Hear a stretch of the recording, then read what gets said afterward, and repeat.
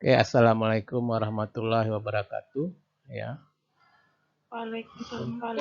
ya. Jadi eh, pada kesempatan ini saya akan menyampaikan materi yang berjudul konsep dasar analisa. Ini kalau di dalam RPS masuk dalam bab 1 ya, bab pertama kali. Oke.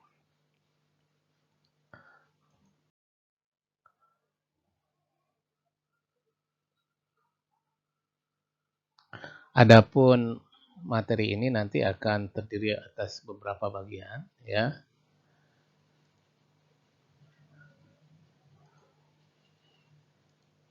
Yang pertama pendahuluan ya. Pada materi pendahuluan ini akan disampaikan ya pengertian dari analisa ya. Sebenarnya kalau mengenai analisa atau analisis ya sebenarnya juga sudah sebagian kita pelajari di kimia analitik. Tapi ini kita akan sedikit mengulang dan menguatkan kembali ya apa pengertian analisa. Kemudian beberapa konsep dasarnya ya. Tujuan analisa atau analisis. Prosedur analisa atau analisis, kemudian sedikit nanti penjelasan mengenai teknik pengambilan sampel untuk analisis atau analisa. Kemudian perubahan-perubahan yang terdapat terjadi pada sampel. Nah, ini menjadi poin penting nanti ketika mengambil sampel. Kemudian kita membahas sedikit mengenai data hasil analisa atau hasil analisis. Kemudian jenis-jenis kesalahan yang ada dalam analisis atau analisa. Kemudian karena terkait dengan mata kuliah ini ya, analisa atau analisis hasil perkebunan, maka di bab ini kita akan mencoba mengelompokkan bahan-bahan hasil perkebunan supaya nanti akan lebih mudah untuk dipelajari ya kalau sudah dikelompokkan.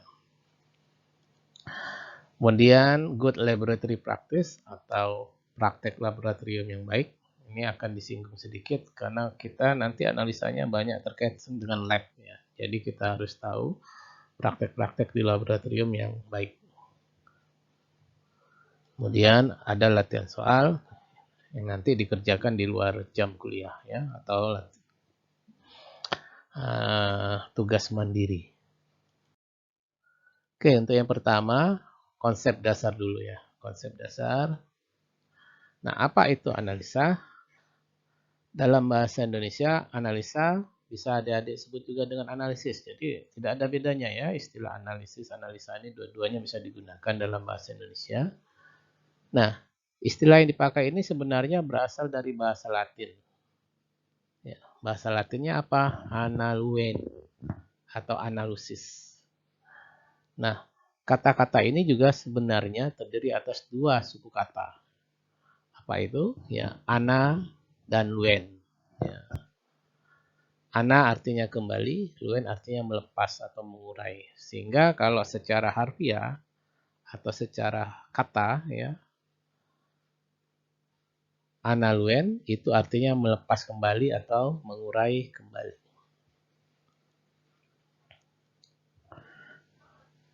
Nah, secara umum, kata analisa atau analisis dalam konteks mata kuliah ini ya, diartikan sebagai penguraian bahan menjadi senyawa-senyawa penyusunnya. Nah, jadi dalam konteks mata kuliah ini, kalau kita dikatakan menganalisis, sebenarnya kita ingin menguraikan atau ingin mengidentifikasi dan menentukan kadarnya. Senyawa-senyawa atau komponen-komponen yang ada dalam suatu bahan atau sampel. Sehingga nanti hasilnya adalah berupa data, ya, berupa data untuk menetapkan, contohnya untuk menetapkan komposisi atau susunan bahan tersebut.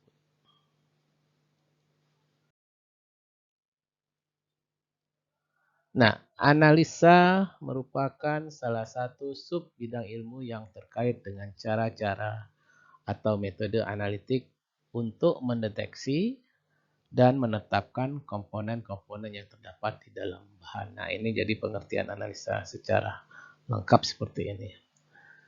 Nah, hasilnya adalah berupa data yang menggambarkan daftar komposisi bahan. Tentu saja nanti analisa sangat terkait dengan sifat-sifat bahan. Ya. Kalau bahannya berupa makanan, tentu saja itu sifat-sifat bahan makanan.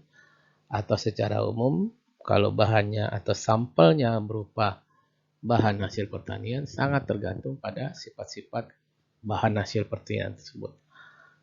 Contohnya sifat apa saja yang terkait? Ya, sifat kimiawinya. Ya. Apa ya contoh sifat kimiawi itu? Misalnya kandungan vitamin. Nah, itu sifat kimiawi. Kemudian sifat fisika atau fisikawinya, ya misalnya titik didih, ya, titik didih cairan, atau titik didih makanan tertentu, atau titik didih jus. Nah, itu sifat fisikanya. Lalu sifat biokalorinya, nah ini udah jelas kandungan energinya, ya. Kandungan kalori dari, misalnya ingin mengetahui kalori dari sukrosa, ya, kalori dari makanan tertentu, misalnya dari jus. Kemudian kalau untuk makanan ada sifat yang sangat unik, ya, yang ada yaitu sifat indrawi atau sifat sensoris. Ya. Ya, mengapa demikian? Karena kalau untuk makanan ini, ya, sifat indrawi ini sangat penting. Ya, sifat indrawi contohnya apa? Contohnya seperti rasa, ya kan? Penampilan, warna, ya, aroma, tekstur. Nah, itu sifat indrawi. Yang nanti bisa diukur secara alat, ya, instrumental, bisa juga diukur secara indrawi atau sensoris. Sampai di sini adik-adik suara saya masih didengarkan? Masih jelas? Masih, Pak.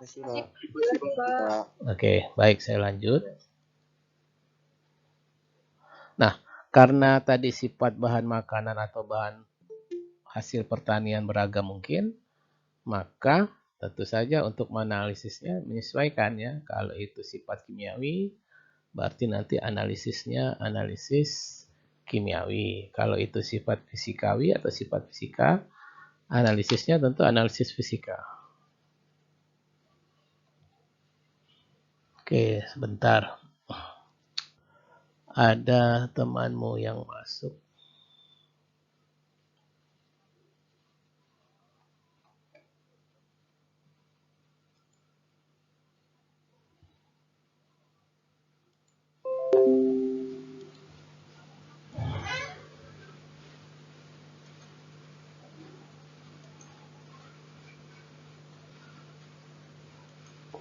Oke, saya lanjutkan. Lalu dalam konteks mata kuliah ini, apa yang dimaksud dengan tujuan analisis? Ya. Nah, jadi dalam konteks analisis hasil perkebunan atau analisis hasil pertanian, tujuan analisa atau analisisnya adalah pertama, menguraikan komponen-komponen yang ada dalam suatu bahan. Ya. Kalau bahan itu hasil pertanian atau perkebunan, nah berarti tujuan analisisnya adalah menguraikan komponen yang ada di dalam bahan tersebut. Ya. Kemudian, selain menguraikan, tujuan analisis bisa juga berupa menentukan adanya apakah ada suatu komponen atau bahan, suatu komponen atau nutrien dalam bahan sampel tertentu. Misalnya, untuk menentukan apakah ada air, apakah ada abu, apakah ada protein. Ya. Dan selain ditentukan atau diidentifikasi juga biasanya yang lebih utama adalah menentukan berapa kandungannya atau kadarnya. Ya. Kemungkinan tujuan yang lain adalah menentukan ada tidaknya bahan tambahan, ya, seperti sweetener, bahan pemanis, ya, pengawet, pewarna, dan lain-lain. Nah, mengenai bahan tambahan nanti kita bahas pada bab khusus. Kemudian mendeteksi kemungkinan adanya bahan-bahan metabolit yang beracun. Seperti apa? Contohnya asam sianida ya, pada ubi ya. Pada jengkol itu ada yang namanya asam jengkolat.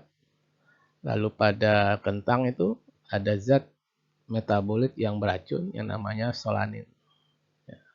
Nah, jadi ini contoh ya, ini contohnya ya. Tapi nanti yang akan diuji ya bukan hanya terbatas pada asam sianida, tapi pada prinsipnya bahan-bahan metabolit yang beracun. Kemudian apa yang dimaksud dengan prosedur analisis dan sebaiknya seperti apa prosedur analisis? Nah, prosedur analisis atau analisa adalah tata cara, ya, urutan-urutan. Urutan apa? Urutan perlakuan atau tahapan-tahapan yang sifatnya sistematik. Ya, jadi dia bukannya sembarangan ya, bukannya tidak ada aturan, tapi dia sistematik. Kemudian tata cara ini disusun berdasarkan sifat-sifat bahan. Tentu saja sifat bahan itu yang spesifik ya. Dengan tujuan untuk mengkaji bahan tersebut atau komponen bahan tersebut. Tentu saja setiap prosedur nanti akan memiliki keunikannya atau kekhasiatan sendiri. Disertai dengan adanya kelemahan dan keunggulan masing-masing. Sehingga nanti dalam setiap laporan hasil analisis, hal yang wajib dicantumkan adalah metodenya adik-adik. Metodenya apa, lalu prosedur kerjanya apa. Karena setiap prosedur itu punya keunikannya masing-masing. Beberapa hal yang harus diperhatikan ketika memilih prosedur yang tepat. Tentu saja, kalau ingin memilih prosedur, orang yang akan menganalisa atau istilahnya analis itu, dia harus memiliki pengetahuan dasar mengenai komposisi bahan yang akan dianalisa. Sehingga dia bisa memilih kira-kira metode apa yang tepat, penyiapan bahannya seperti apa, dan prosedurnya seperti apa, sesuai dengan jenis bahannya. Ya, contohnya begini ya adik-adik, ingin menguji kadar air pada sirup. Nah, bahan sampelnya sirup, analitnya air. Ya.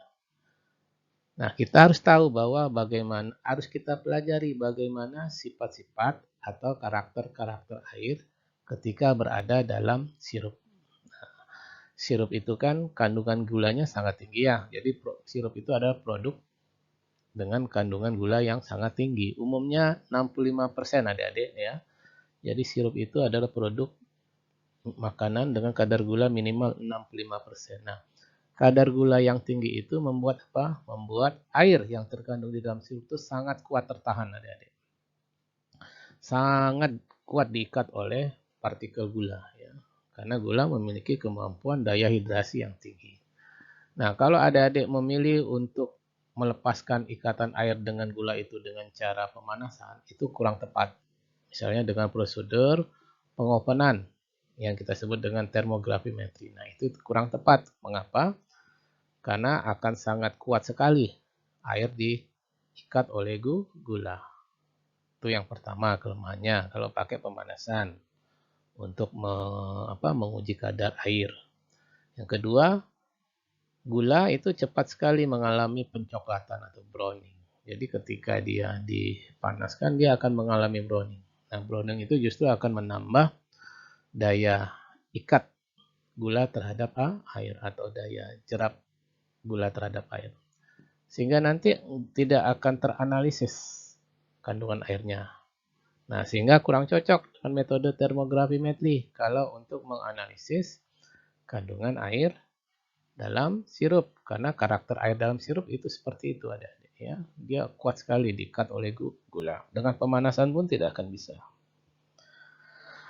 Nah, maka harus digunakan metode lain, yaitu metode yang lebih tepatnya itu metode kimia ya, secara kimia ya. Jadi pendekatannya bukan fisik dengan pemanasan, tapi secara kimiawi. Misalnya dengan destilasi ya. Destilasi menggunakan bahan tertentu yang memiliki kemampuan ya, membawa air. Ya. Apa itu contohnya? Dengan metode termovolumetri, ya, dengan menggunakan pelarut-pelarut tertentu seperti silen dan toluen. Nah, itu baru bisa, ya. Nah, jadi itu. Jadi yang dimaksud dengan pengetahuan dasar komposisi bahan itu harus dimiliki, ya, sebelum menganalisa. Jadi kita harus paham karakter bahan yang mau dianalisa seperti apa.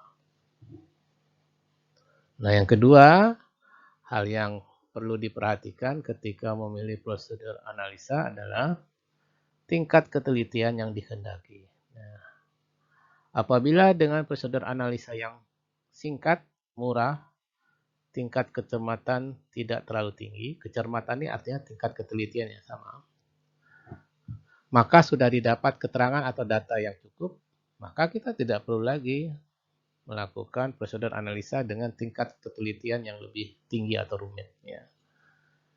Jadi dicari dulu yang paling sederhana, istilahnya, tapi memenuhi tujuan, ya, daripada mencari prosedur, tapi nanti ujung-ujungnya prosedurnya tidak bisa dilaksanakan. Ya.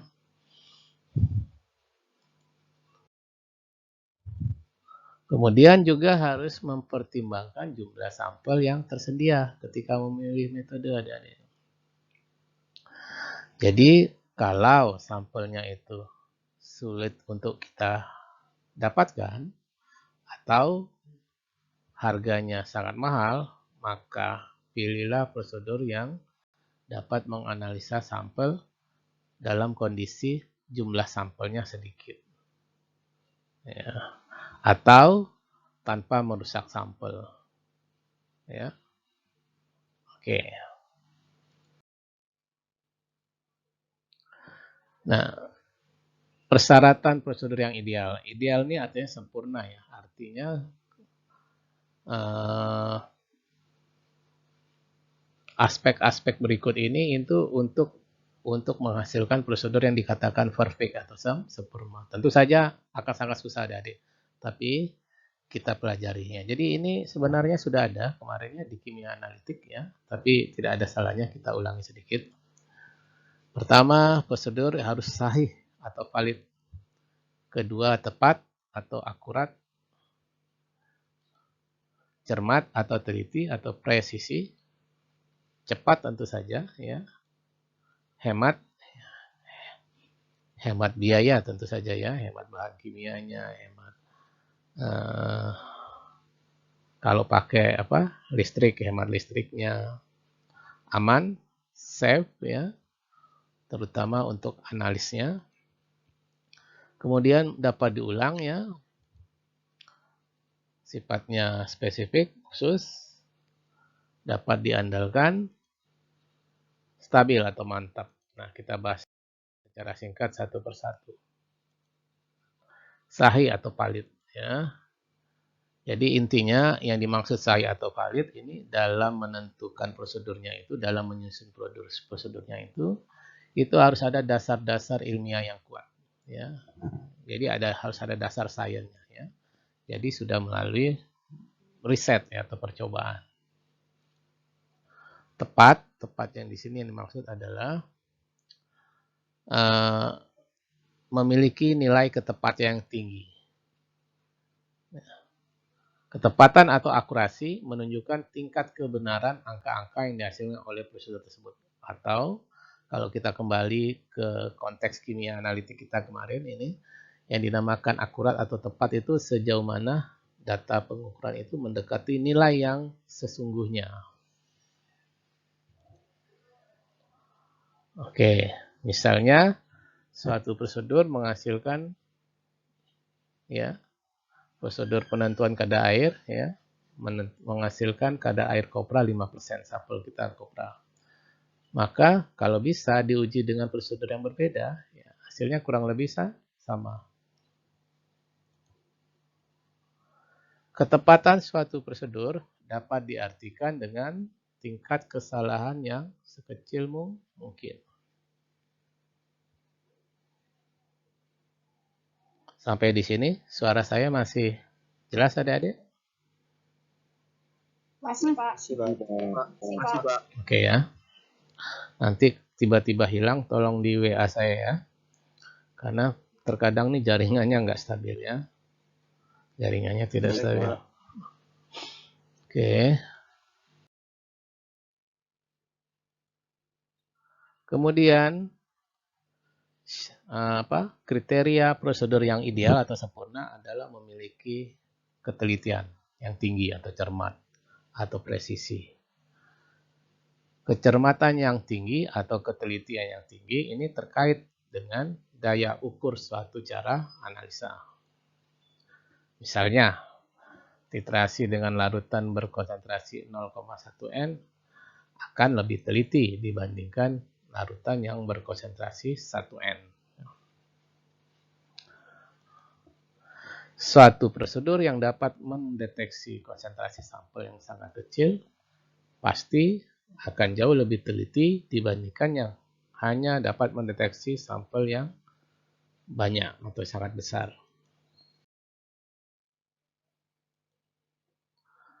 Kemudian prosedur yang ideal juga seharusnya durasinya cepat. Tentu saja yang dimaksud cepat adalah waktu analisisnya ya adik-adik ya. Hemat. Prosedur tidak harus menggunakan bahan, alat, biaya, atau keterampilan yang rumit, sulit, dan mahal. Nah, ini juga menjadi faktor yang sangat penting ya. Aman, tentu saja harus aman, tidak ada gunanya prosedurnya itu tingkat ketelitiannya tinggi, ketepatannya tinggi, sahih, ya, hemat, tapi kalau tidak aman ya tidak ada gunanya ya. Jadi ini juga sangat penting ya untuk menilai apakah suatu prosedur itu ideal atau tidak ya. Jadi sebaiknya tidak mengganggu kesehatan untuk pelaksananya. Pelaksananya yang dimaksud ya bisa si analisnya ya, orang yang melakukan, atau lingkungan sekitarnya. Kalau ada lingkungan sekitarnya ya seperti ada pegawai-pegawai yang lain ya, itu sangat harusnya bersifat aman. Nah, prosedur yang mengharuskan penggunaan bahan-bahan beracun, misalnya bahan yang karsinogenik. Karsinogenik itu adalah bahan-bahan yang dapat menyebabkan kanker atau bahan-bahan radioaktif. Nah, itu harus memerlukan tindakan keamanan yang sangat tinggi ya. Jadi ini biasanya laboratoriumnya sangat khusus ya, tidak sembarang laboratorium ya. Kalau terkait dengan penggunaan bahan-bahan yang berbahaya dan beracun. Apabila fasilitas keselamatan dan keterampilan tidak memadai, maka tentu saja dianggap prosedur tersebut tidak layak dianjurkan atau tidak layak dilaksanakan dan tidak direkomendasikan. Kemudian prosedur yang ulang sebaiknya sifatnya dapat diulang atau istilahnya reproducibility. Suatu prosedur harus memiliki nilai keterulangan atau keajegan, yaitu cara analisisnya atau metode analisisnya tersebut harus dapat dipakai untuk menentukan satu hal yang sama berulang-ulang dengan hasil yang secara statistik tidak berbeda. Misalnya tadi ya, penentuan kadar air dengan metode termovolumetri itu untuk menentukan sampel, misalnya sampel sirup. Nah, ketika menggunakan sampel sirup yang lain, nah dia harus bisa diterapkan dan menghasilkan hal yang sama secara berulang-ulang. Nah, spesifik atau khusus ya. Nah, sebaiknya prosedur hanya berlaku untuk pengakuran tertentu saja. Ya. Misalnya, prosedur analisa yang menggunakan bahan pelarut organik untuk ekstraksi satu bahan dapat sangat spesifik menentukan kandungan lipida yang ada dalam sampel. Karena bahan yang lain yang bukan lipida bisa ikut terekstrak. Nah, jadi kalau mau mengekstrak lipid, ya harus menggunakan bahan-bahan pelarut yang memang hanya mengekstrak lipid. Sedangkan bahan lainnya diharapkan jangan sampai ikut terekstrak karena tujuan analisanya hanya untuk mengekstrak lipid atau mengambil lipidnya.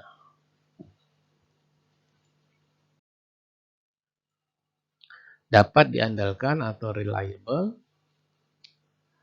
Nah, yang dimaksud dengan dapat diandalkan adalah prosedur analisa yang ideal itu harusnya dapat dilaksanakan dalam kondisi apapun yang tidak menuntut kondisi yang sangat strict ya, sangat tepat, sangat terbatas. Misalnya tidak terganggu karena adanya variasi suhu dalam ruang atau variasi kelembapan. Ya, tentu saja ini yang tadi disampaikan ya, mulai dari sahih, cermat, akurat sampai dapat diandalkan ini intinya adalah prosedur yang ideal ya, perfect sekali, sempurna ya. Kemudian yang terakhir, stabil atau mantap. Nah, prosedur analisa dikatakan mantap atau stabil jika bila prosedur tidak segera terselesaikan dapat dilaksanakan di lain waktu dan tidak akan menimbulkan masalah. Nah, ini berat ya. Ini jarang metode analisa yang seperti ini ya. Sangat susah mendapatkannya. Oke.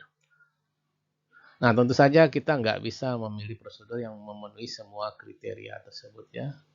Karena tadi kan judulnya di atas itu kan, itu prosedur yang ideal atau perfect. Sama lah, kita tidak mungkin bisa mendapatkan pasangan hidup ya. Misalnya kalau adik mencari suami atau mencari istri, tidak mungkin akan mendapatkan pasangan hidup yang ideal. Ya, selalu ada kekurangan dan ada kelebihannya. Ada kekhasannya. Nah, sama dengan prosedur juga tersebut seperti itu ya. Jadi nggak bisa itu semua syarat-syarat itu melekat dalam satu paket prosedur ya. Tentu nanti ada hal-hal yang kita prioritaskan, ada kriteria yang diprioritaskan. Maka dikatakan nih, apabila dipenuhi semua, dikatakan sempurna. Tapi yang namanya sempurna itu tentu jarang kita temui. Atau bisa tidak terjadi sama sekali. Ya. Terkadang suatu prosedur itu dipilih karena tidak ada pilihan lain. Namun, ada syarat utama yang harus adik-adik perhatikan dalam prosedur. Misalnya apa? Kesahihan atau validitas. Ini biasanya menjadi faktor utama ya ketika memilih prosedur.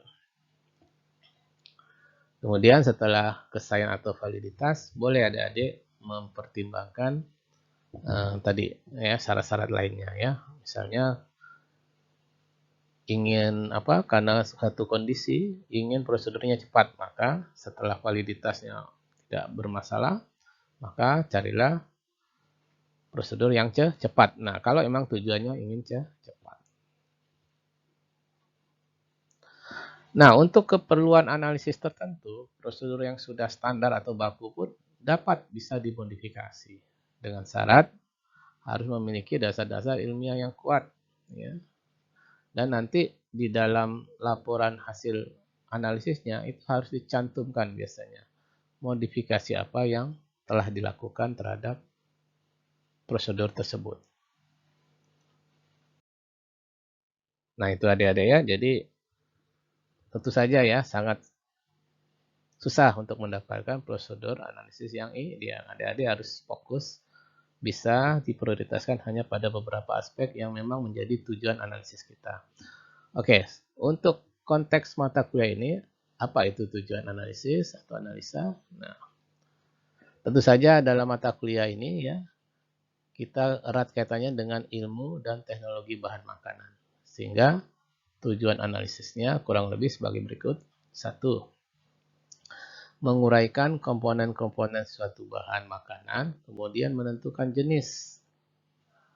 Nah, kalau tidak jenisnya, jumlahnya atau kandungannya. Sehingga nanti datanya berupa data komposisi dari bahan-bahan dari komponen-komponen yang ada di dalam bahan tersebut. Oke, kemudian menentukan keberadaan suatu komponen bahan makanan serta memastikan berapa kadarnya. Sehingga ini larinya nanti untuk penentuan kualitas. Nah, biasanya penentuannya seperti ini terkait dengan kebutuhan objektif teknologi maupun nilai gizinya.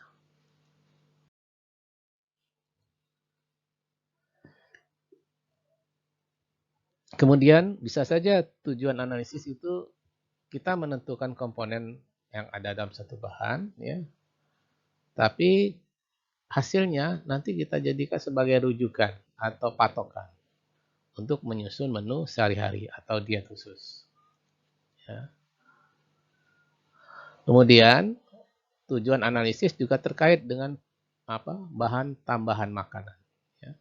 Bahan tambahan makanan adalah bahan tambahan adalah sejenis pangan ya, yang sengaja ditambahkan untuk tujuan tertentu ya. Misalnya untuk meningkatkan rasa manis ditambahkan bahan pemanis, untuk meningkatkan stabilitas bahan ya, supaya tidak mengendap maka ditambahkanlah bahan stabil ya. Untuk meningkatkan cita rasa ditambahkanlah bahan penambah atau peningkat cita rasa. Nah, jadi kalau karena bahan tambahan makanan yang tadi saya sebutkan itu ya harus diberikan dalam jumlah tertentu ya, tidak boleh berlebihan. Maka konteksnya kalau kita ingin melakukan tujuan analisis bisa juga ini menentukan ada tidaknya bahan tambahan terkait dengan rangka peraturan formal ya. Ya. Jadi dikhawatirkan kandungan bahan tertentu, bahan tambahan makan tertentu itu kandungannya tinggi di dalam suatu produk. Nah, bisa kita lakukan ini. Misalnya ini, larangan penggunaan pewarna tekstil. Ya, rodamin itu, pewarna tekstil itu nggak boleh digunakan dalam makanan, hanya boleh untuk tekstil. Maka akan diujilah dalam makanan, apakah ada kandungan pewarna tekstil. Nah, kalau ada, ya itu berarti makanan tersebut dianggap beracun, ya. Tidak boleh dikonsumsi. Dan lain-lain, contoh kasusnya banyak. Kemudian mendeteksi adanya bahan metabolit yang beracun. Kemudian analisis bisa juga digunakan untuk mengikuti atau mendeteksi terjadinya proses-proses perubahan bahan. Nah, apakah itu kita ikuti prosesnya secara kuantitatif maupun kualitatif terkait pengolahan. Nah, jadi kita ingin tahu ya, suatu bahan mentah kalau diproses kandungan apa yang naik, kandungan bahan apa yang berkurang, dan kandungan bahan apa yang tetap. Sehingga nanti bisa kita tentukan, kita bisa nilai apakah prosesnya baik atau prosesnya belum standar. Nah, biasanya metode ini ya, tujuan prosedur seperti ini, tujuan analisis seperti ini terkait dengan pengawasan. Apakah itu pengawasan proses, ya, apakah itu pengawasan bahan, dan pengawasan produk jadinya. Oke.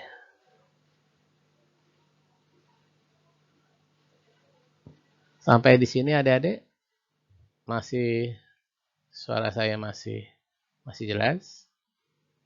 Makasih, Pak. Makasih, Pak. Oke, baik.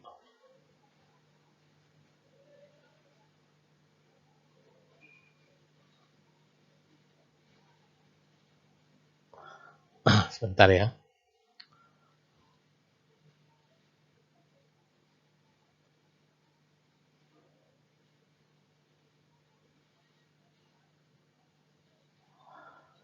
Oke.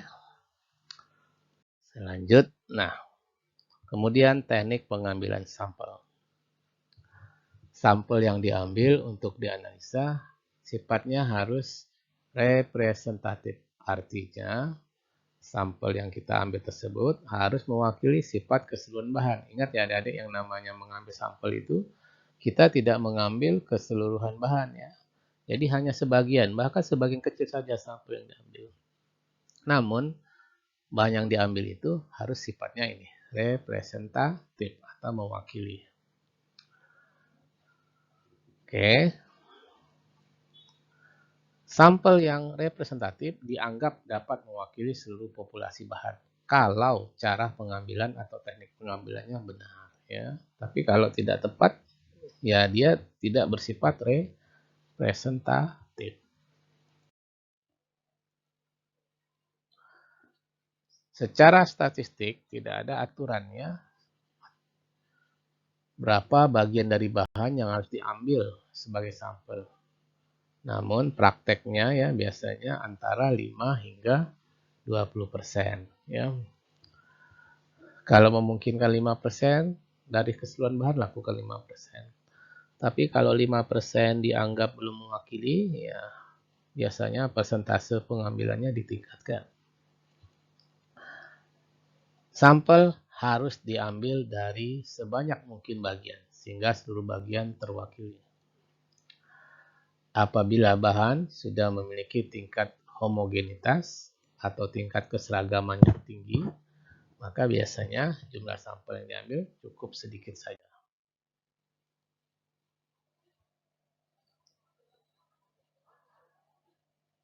Nah, ketika kita mengambil sampel, yang harus diingat bahwa sampel juga mengalami berbagai perubahan. Tentu saja perubahan apa yang terjadi sangat tergantung pada jenis sampelnya ya. Jadi tidak bisa disamaratakan. Nah, sampel dapat mengalami perubahan kimiawi, misalnya dapat mengalami oksidasi, dapat mengalami polimerisasi, dan lain-lain ya.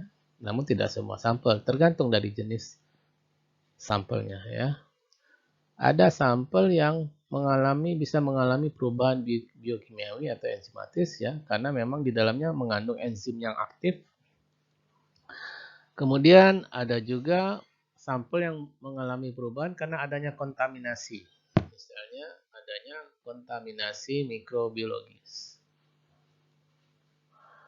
Dan tentu saja sampel juga dapat mengalami perubahan fisik. Perubahan fisik ini ya perubahan yang terjadi secara fisik, misalnya ukurannya bisa berubah, warnanya bisa berubah, dan lain-lain. Jadi parameter fisiknya berubah. Perubahan mekanis ini kurang lebih secara fisik ya, hampir mirip. Data hasil analisa. Tingkat kebenaran data yang didapatkan sangat dipengaruhi oleh satu, prosedur, ya, peralatan, ketelitian atau kecermatan kerja, serta tidak lupa keterampilan analis. Dalam melakukan analisa, tidak mungkin dapat dihindari adanya kesalahan. Nah, ini harus dipahami adik-adik ya. Jadi nggak mungkin 0% kesalahan dalam menganalisa. Ya. Sehingga data ya tetap tidak mencerminkan angka sebenarnya. Ya, walaupun demikian, kesalahan tersebut ada toleransinya adik-adik ya. Jadi bukan artinya kesalahan itu diperbolehkan, tapi besarnya yang diperbolehkan kesalahan itu ada batasnya, ada limitnya. Istilahnya ada toleransinya. Nah, untuk mendapatkan data yang mendekati kebenaran, sebaiknya analisa biasanya dilakukan beberapa kali atau pengulangan. Data hasil analisa perlu dievaluasi untuk mengetahui yang pertama tingkat ketepatannya atau presisi dan tingkat ketelitian akurasi. Ya, ini saya balik ya, menurut saya ini agak berbeda, agak salah ini istilahnya ya. Kalau ketepatan itu justru harusnya akurasi, ketelitian itu istilahnya presisi. Ini saya ralat ya dibalik ya. Ketepatan itu akurasi, ketelitian itu presisi.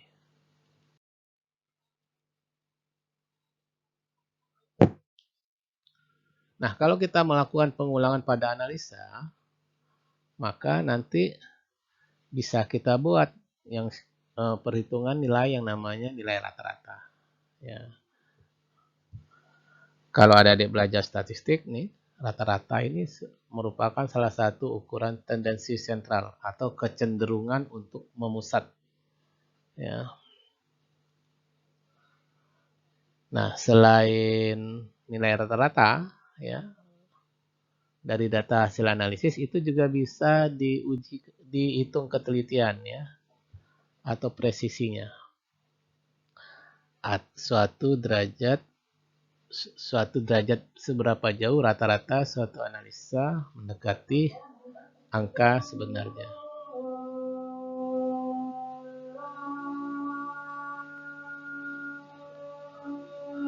Saya izin sebentar ya. Kita lewatkan azan dulu. Paham? Ya, Pak. Baik, Pak.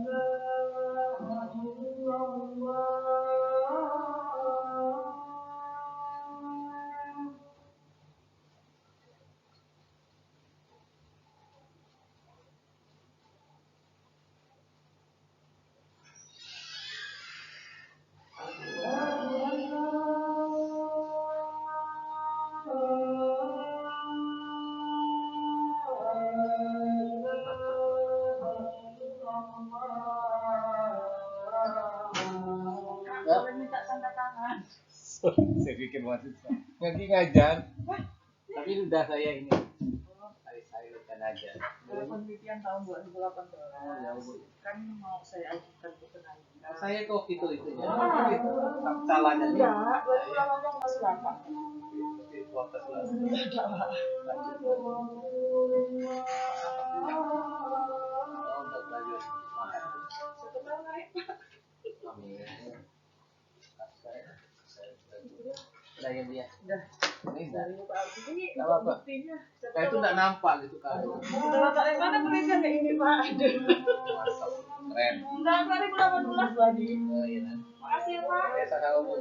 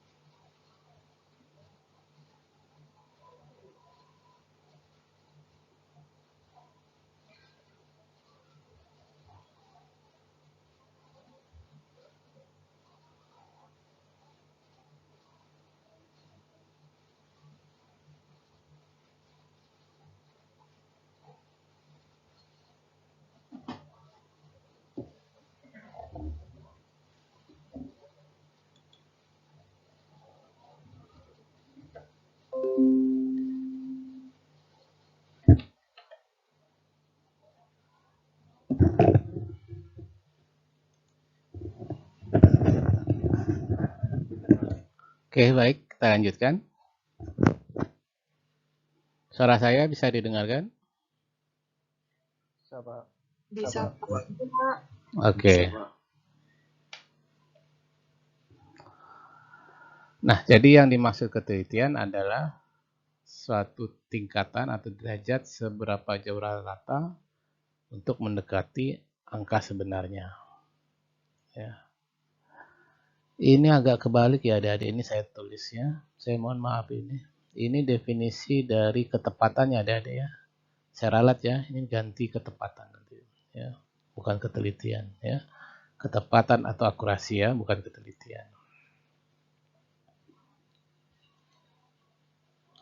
Nah, sedangkan ini baru ketelitian ini bukan ketepatan diganti ya. Sedangkan yang dimaksud ketelitian ya ini diganti ya bukan ketepatan atau presisi adalah derajat seberapa jauh pengulangan analisis memberikan data yang sama.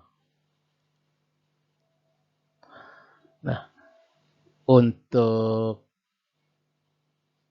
ini ketelitiannya nanti diganti ya, presisi atau ketelitian ini bisa ditentukan secara statistik nanti adik-adik, yaitu dengan ukuran yang disebut dengan simpangan baku atau istilahnya standar deviasi.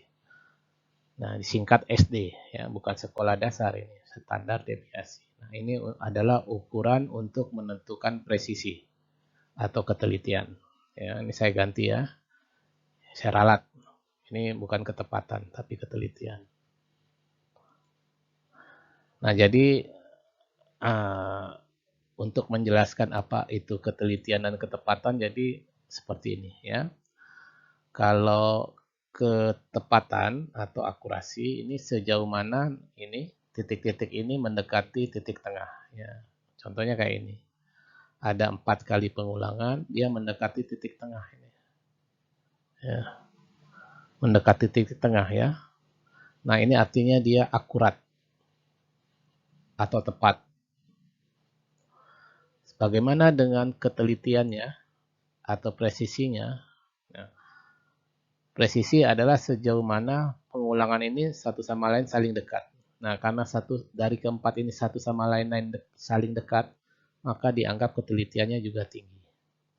Jadi, di samping ketepatannya tinggi karena mendekati titik tengah dari lingkaran ini ya, juga hasil 4 pengulangan pengukuran ini juga dikatakan teliti ya, karena satu sama lain saling dekat ya. Nah, bagaimana dengan gambar yang kedua? Nah, gambar yang kedua nih empat-empatnya ini 4 kali analisis ini pengulangannya ini jauh dari titik tengah. Berarti ketepatannya rendah atau akurasinya rendah. Bagaimana dengan ketelitiannya? Nah, ketelitiannya sebaliknya tinggi karena satu sama lain ya. Walaupun dia tidak tepat ya atau tidak akurat, tidak mendekati titik tengah lingkaran, tapi karena satu sama lain saling dekat, maka dikatakan tingkat ketelitiannya tinggi. Nah, adik-adik bisa perhatikan nih ya. Walaupun tidak tepat, tapi tingkat ketelitian. Apakah baik data seperti ini? Tetap tidak baik adik-adik, karena tidak akurat. Datanya tidak menunjukkan hasil yang sesungguhnya, ya, angka yang sesungguhnya. Nah, bagaimana dengan yang ini? Ya. Nah, ini secara ketelitian dia kurang ya, sama satu sama lain berjarak ya, jauh. Cuman dianggap tingkat ketelitiannya, tingkat ketepatannya sudah lebih baik ya, karena sudah mendekati titik tengah. Bagaimana dengan gambar yang keempat? Nah, tentu saja gambar keempat ini dua-duanya tidak baik dari segi ketepatan, ya jauh dia dari jarak dari titik tengah dan juga satu sama lain jauh, berarti tingkat ketelitiannya juga rendah. Mana data yang kita harapkan seperti ini adik-adik yang pertama ya. Jangan sampai data nanti jatuh pada gambar kedua, 3 dan 4 ini yang tidak kita harapkan, tidak kita inginkan. Oke.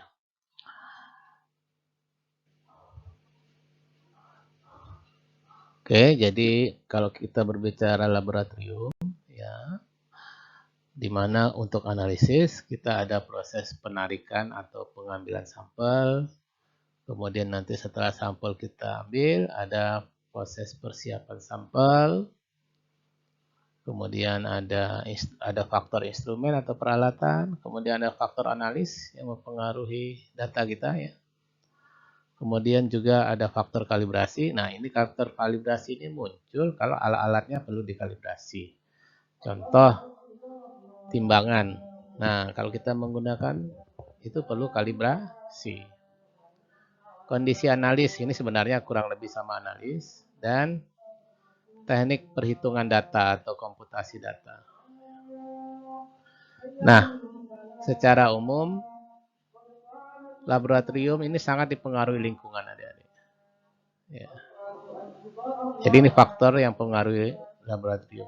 Sehingga lingkungannya sangat berpengaruh adik-adik terhadap data hasil analisa. Ya.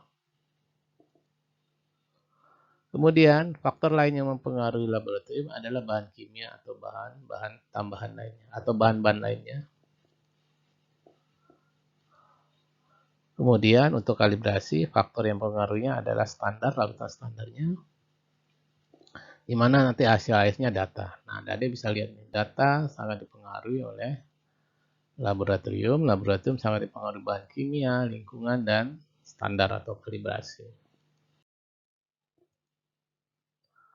Nah, berikut kesalahan dalam analisa. Nah, kesalahan dalam analisa ada yang sifatnya acak atau kita sebut kesalahan acak, random error. Nah, untuk kesalahan ini umumnya akan mengakibatkan hasil analisis kita pada suatu sampel itu akan menghasilkan data yang menyimpang satu sama lain. Namun tersebar di sekitar rata-rata. Ya. Jadi istilahnya karena dia tidak mendekati angka yang sebenarnya, maka dikatakan ketepatannya rendah. Maaf ya adik-adik, ini kayaknya bukan ketepatan, ini masuk ketelitian ya. Telitiannya rendah. Nah, biasanya kesalahan acak ini sulit dihindari. Ya, namun bisa diperkecil dengan melakukan pengulangan analisis. Contohnya yang sifatnya kesalahan acak, misalnya kesalahan dalam pengaturan dan membaca apa yang disebut dengan meniskus. Ya, nanti saya jelaskan. Yang ada pada pipet, buret, dan alat pengukur volumetrik lainnya. Yang kedua, ini kesalahan sistematis atau systematic error. Nah, kesalahan ini berat, lebih berat dari kesalahan dari acak ya. Kalau data adik-adik mengandung kesalahan sistematis ini, biasanya data ini menyimpang dari kondisi atau angka sebenarnya. Nah, ini yang menyebabkan, nih, saya sekali lagi mohon banyak kesalahan ketik ya di sini ya. Ini bukan ketelitian adik-adik, ini ketepatan. Jadi, kesalahan sistematis itu menyebabkan ketepatan rendah. Ini tolong diperbaiki nanti ya. Kemudian ini kesalahan acak menyebabkan ketelitian rendah. Oke, nah untuk kesalahan sistematis ini umumnya penyebabnya sangat sulit dideteksi ya, dan umumnya seringkali tidak disadari. Contohnya ya, kesalahan dalam mengkalibrasi instrumen atau alat ukur. Kemudian bahan kimia yang tingkat kemurniannya sudah tidak sempurna. Atau analis yang memiliki kebiasaan tertentu yang bisa menurunkan tingkat akurasi data.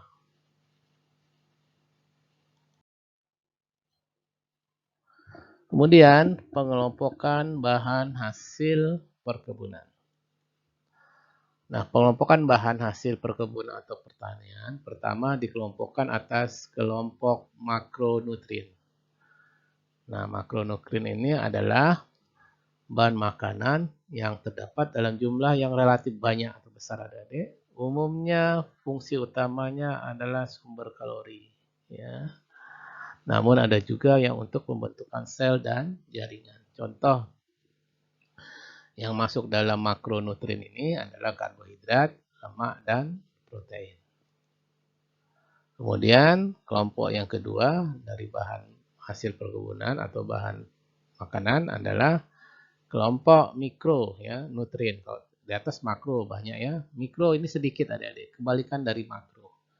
Kalau makro ini jumlahnya banyak, ya jumlahnya banyak dibutuhkan. Kalau mikro ini tetap dibutuhkan, namun dalam jumlah yang sangat kecil ya, oleh makhluk hidup. Seperti vitamin, mineral, lalu komponen-komponen bioaktif atau fitokimia tertentu. Ya. Kemudian ada pula kelompok bahan makanan yang kita sebut dengan bahan ikutan atau food adjunct. Ini adalah bahan-bahan yang secara alami ada dalam bahan makanannya. Jadi bukan ada karena ditambahkan, tapi memang secara alami sudah ada di dalam bahan makanan. Contohnya asam oksalat itu masuk kelompok food adjunct ya. Dia banyak sudah memang alami ada pada bayam. Pada keladi juga banyak yang oksalat ya, yang bikin gatal ini asam oksalat ya pada keladi. Kemudian senyawa tripsin pada kacang-kacangan. Kemudian ada kelompok bahan yang disebut dengan bahan tambahan atau food additive. Istilah lainnya bahan tambahan makanan atau bahan tambahan pangan. Adalah bahan-bahan yang sengaja ditambahkan adik-adik ya, dengan tujuan tertentu. Ini saya bilang ada yang sifatnya sebagai pengawet, pemanis, pewarna, dan lain-lain. Kemudian ada bahan metabolit. Ini adalah bahan-bahan yang muncul atau timbul karena adanya aktivitas mikrobia atau mikroba atau mikroorganisme. Ada yang disengaja ya seperti asam laktat, ada pula yang tidak disengaja, misalnya karena adanya kontaminasi. Seperti toksin ya, aflatoksin contohnya. Oke, nah ini materi terakhir ya adik-adik untuk teori kuliah kita. Good laboratory practice atau praktek laboratorium yang baik.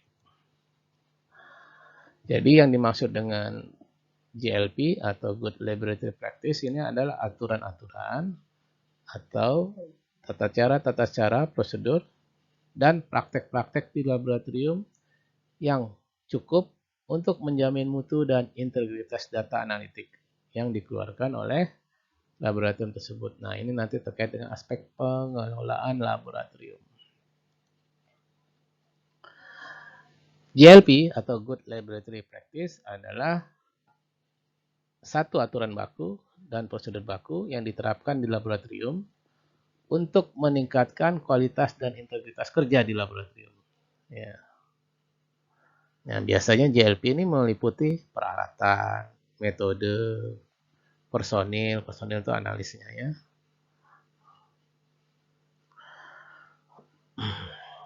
Nah, GLP berlaku untuk semua jenis laboratorium yang melakukan analisis fisik, kimia, sensori maupun mikrobiologi.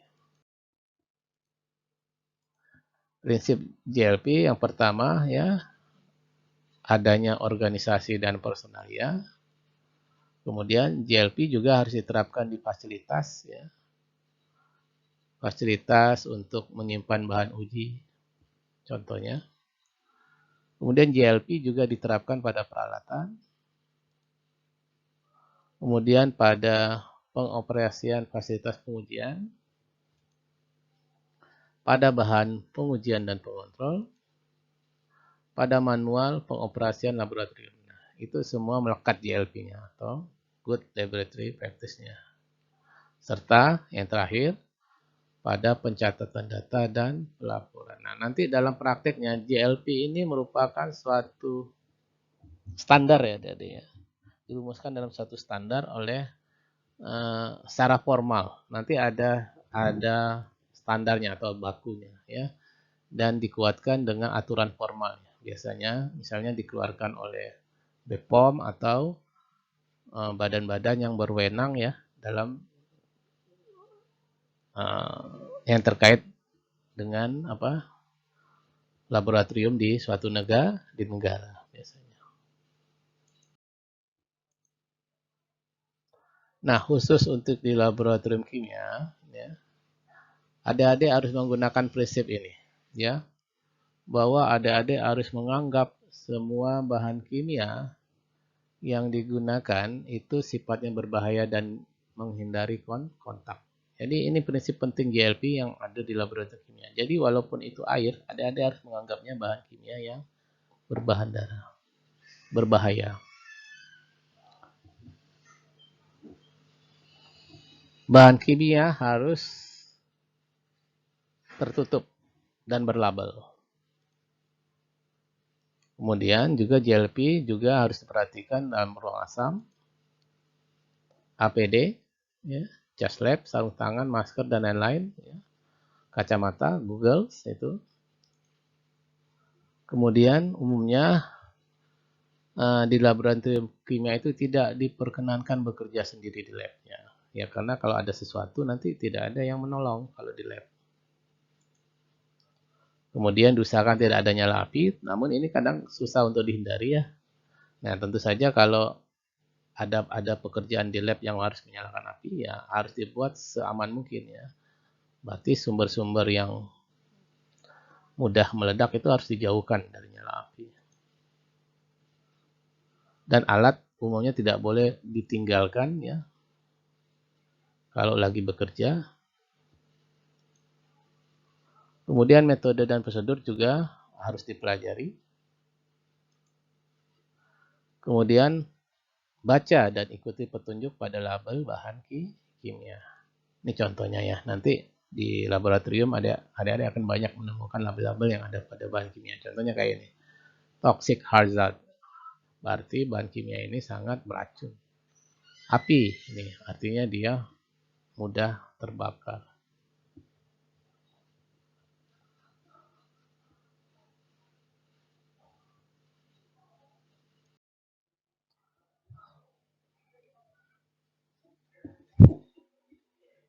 Latihan soal. Nah, latihan soal ini nanti tugasnya mandiri saja adik-adik ya. Mandiri saja. Adik-adik kerjakan ya secara mandiri. Paham? Sampai di sini ada pertanyaan?